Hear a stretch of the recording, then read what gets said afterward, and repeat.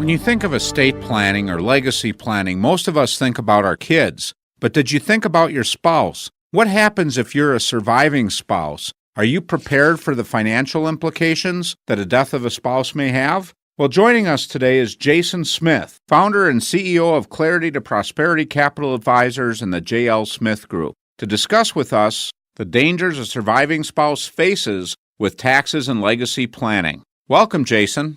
Thanks for having me, Jim.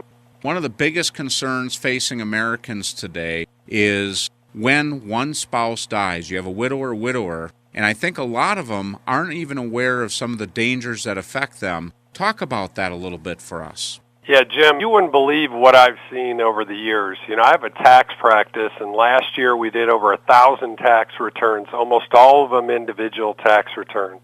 Unfortunately, we have a lot of people pass away every year. When that happens, the effects that I see on the taxes going up, and just overall from an estate and legacy planning standpoint, income dropping, taxes going up, and increased liabilities, they didn't have those same challenges as a married couple that they do as a surviving spouse filing a loan. I've always heard it say, I talk to couples all the time, and the things they don't realize is if they have a house, property taxes don't get cut in half, the heating oil bill doesn't get cut in half, so one can't live half as cheap as two. You talk about the taxes. There's a lot of different issues facing a widower. So what can they do about it? Let's start with the taxes. What can they do to mitigate that risk? Well, one of the things they need to do is they really need to get a base education, a little bit of a foundation of education of what is the difference of married versus single. As a married couple, you have a standard deduction that's almost double as what it is as a single. What does that mean? It means that that's income you normally don't have to pay tax on. Also, you get two personal exemptions on your tax return. As a married couple, it goes down to only one, so that gets cut in half for a surviving spouse. What's a personal exemption? It exempts you from a certain amount of income that you have to pay tax on. So what happens is your taxes go up exponentially as going from a married person filing to a single person. So some of the things that you can do, first of all, you need to educate yourself on that. You need to meet with your advisor and understand the effects of the difference in the two. But second to that, there's a lot of different strategies you can implement. One, a real simple thing you can do is Roth IRAs. Now, there was a lot of hubbub a couple years ago in 2010 about Roth IRAs. And people were wondering, should I convert? Because they changed a law where they released the $100,000 income limit, so that way a lot of people could do the conversions, and it was all over the newspapers. No one converted. Why didn't they convert, Jim? Well, they just don't want to pay that tax. They don't want to pay the tax, exactly. But what a lot of people don't realize is there's two ways to get money into Roth IRAs. Because Roth IRAs are the best thing, in my opinion, since sliced bread. I mean, it's money you can put in, and it never gets taxed again. It grows tax-free. But the first way to put money into a Roth is a conversion. A conversion means you take your existing IRA or 401k and you convert it over into a Roth, and you owe a ton of taxes if you do that. That's what most people don't want to do. But there is a second way that you can go about it and to get money into a Roth, and it's a contribution. Now, a contribution means you're just taking some money in the bank or from one of your other accounts, not an IRA account, and putting it into a Roth IRA. That shelters it from all future taxation going forward into the future. So a contribution is a very easy way that people can get money into a Roth tax status without trying to pay a bunch of tax on a Roth conversion.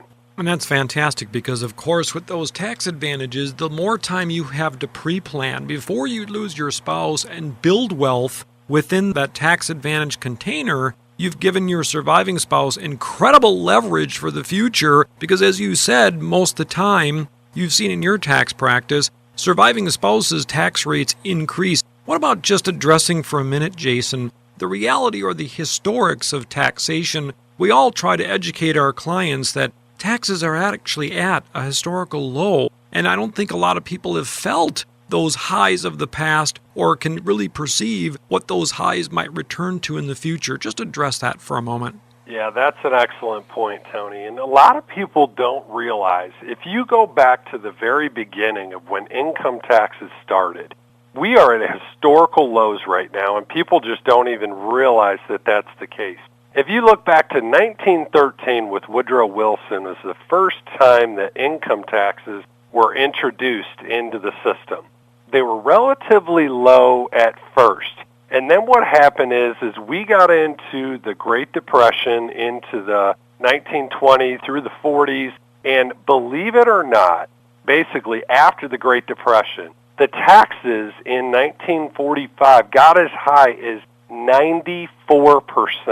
94% in the highest bracket. So just to give you an idea, right now, our highest level of taxation is 39.6%. So 94%. What I believe is going to happen, what a lot of tax historians and people that we follow, is that if you look at the charts, and you can Google this on the internet, it's real easy to get one of the charts going back to 1913. But there was only one period in time that the taxes were lower than they are right now, currently, and that was right before the Great Depression. After the Great Depression, they got as high as 94%. There were decades that they were in the 70s and 90s. And then when Reagan came into office, back in 1981, they started dropping down and got back to pretty much real close to where the levels are still today. So as we look at what's going on in this economy, and we look at the debt we're accumulating, and we look at where Social Security and Medicare and everything else, the state of the economy going forward into the future, what you have to ask yourself is, do you believe taxes are going to be higher or lower in the future?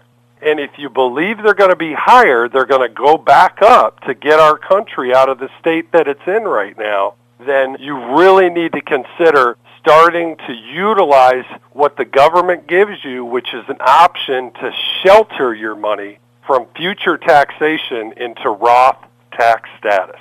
As a financial advisor, a lot of times we're talking about diversifying between stocks, bonds, real estate, all these different things. You never hear anybody talk about diversifying how things might be taxed in the future. And too many people, as you talk about this, take an all-or-nothing approach. You don't have to do all Roth or all traditional. You can balance these things out by diversifying, so if tax rates go up, you have the Roth to pull from. If tax rates stay low, you've got the ability to take money out maybe at a lower bracket when you retire. And a lot of these things, if you do the lunchroom advice, I constantly get people that come in and say, well, I talked to all the people at the office, or I talked to all my family members. I said, did you go through your tax return, your brackets, and how much you have saved compared to what they have saved? Did you look at what Social Security benefits you'll be eligible for? Well, no. What good is that advice? It's not based on anything factual that's specific to that individual. So you really have to sit down with your team of advisors and figure out what's going to be best for you. And maybe you hedge the bets, so to speak, and just diversify and have a little bit in each.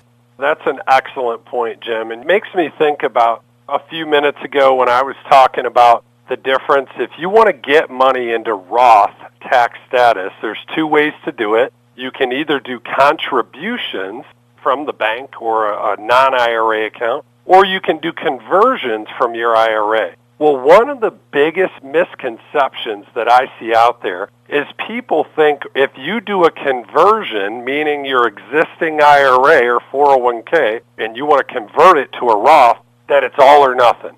And it absolutely is not all or nothing. You can do partial conversions.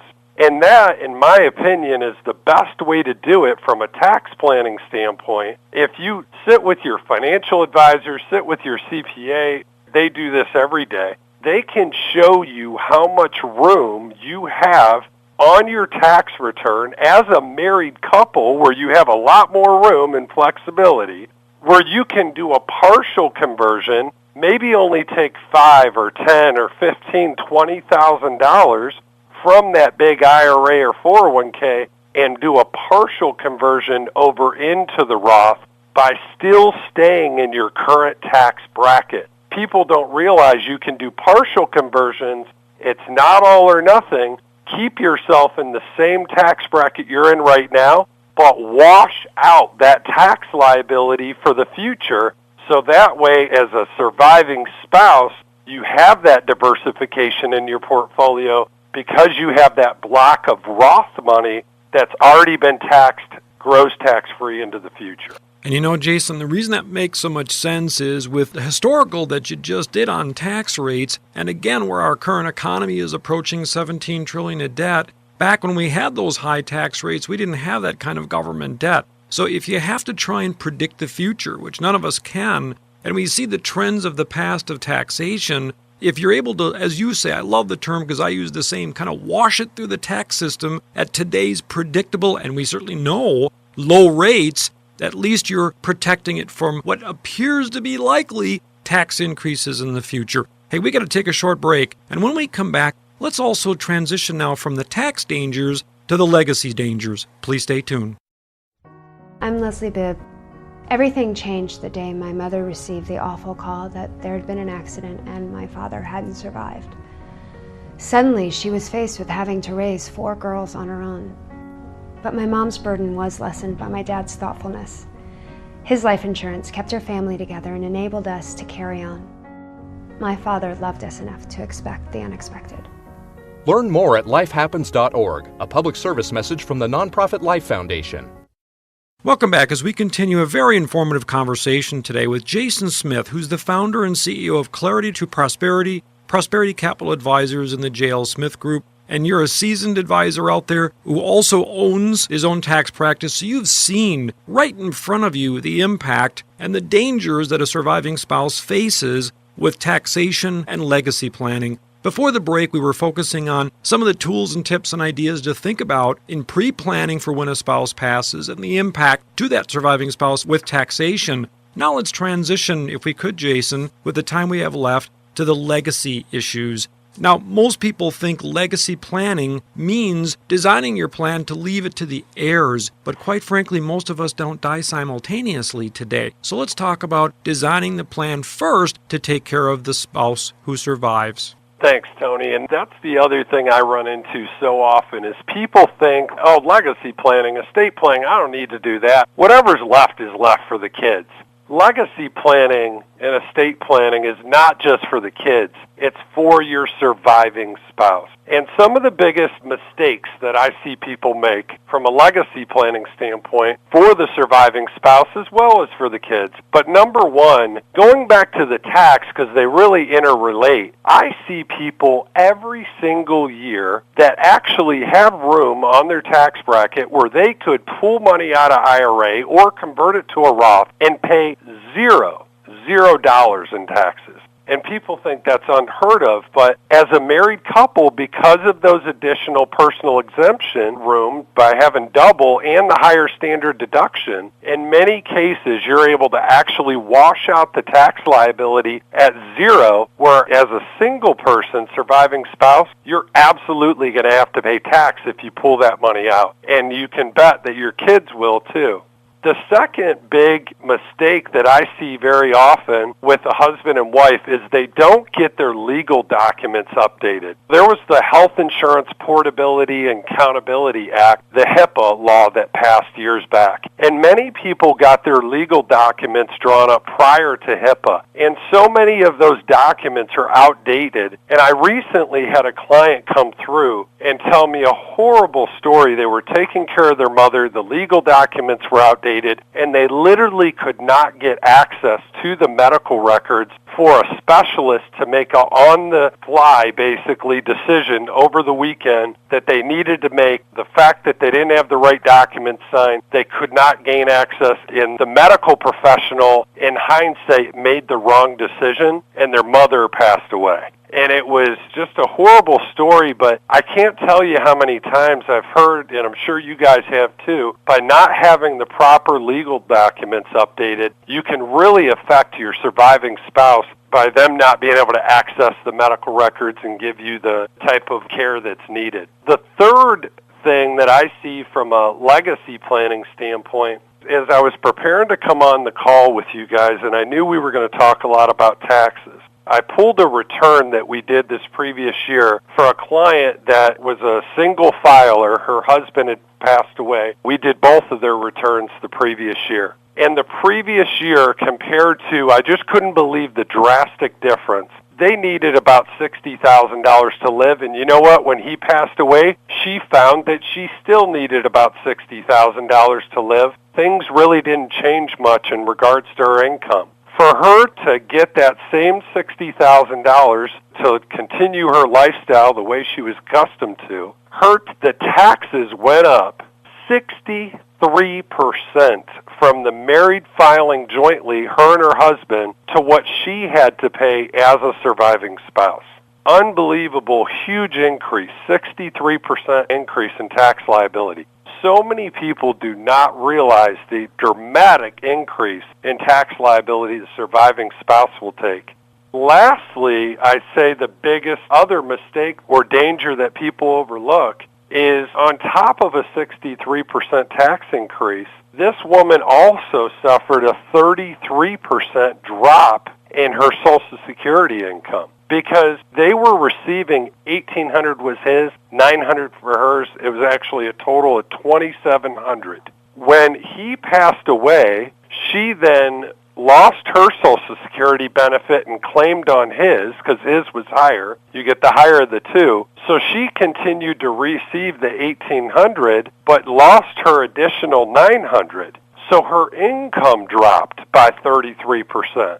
If you can imagine, as a surviving spouse, it's enough of an emotional burden, but to also face a 33% drop in income and 63% increase in tax liability, so many spouses just don't realize that that's the truth of what happens.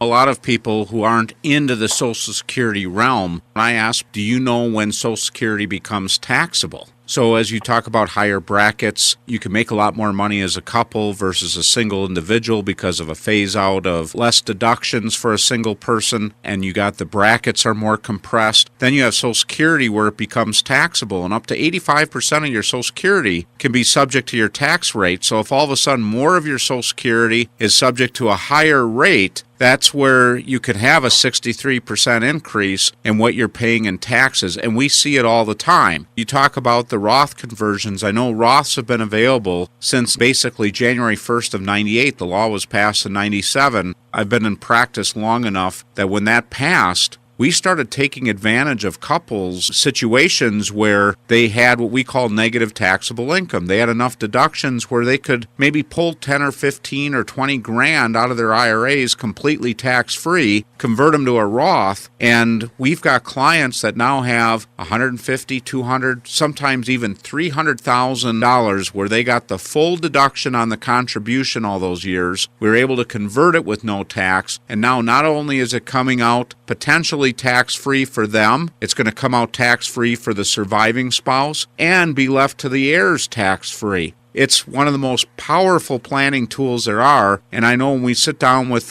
couples that have traditional type retirement accounts, we ask them, have you ever looked at a Roth conversion? Have you ever really did an analysis? And they may have done an analysis way back when, and it was an all or nothing proposition, and right away they made a decision it never makes sense. But there are so many opportunities there that can happen that can make it very affordable and sometimes tax-free to do those conversions. Jim, have you ever noticed that financial advisors are typically better tax planners than the actual tax preparers typically are? Absolutely. We sometimes refer to that. Do you have a tax planner or tax preparer? Because the preparers just take your information and tell you what you owe. The planner will say, hey, based on this, here's some opportunities you might want to consider this year. I always like to say there's a difference between proactive tax approach and a reactive. The reactive tax approach goes to H&R Block, goes to the accountant or CPA or whoever it is. They punch in the numbers and they say, this is what you owe. The proactive tax approach is sitting down with your financial advisor, looking at your whole holistic and comprehensive plan, your tax, your insurance, your financial, your legacy planning, everything, and proactively doing the tax planning because it all ties directly together.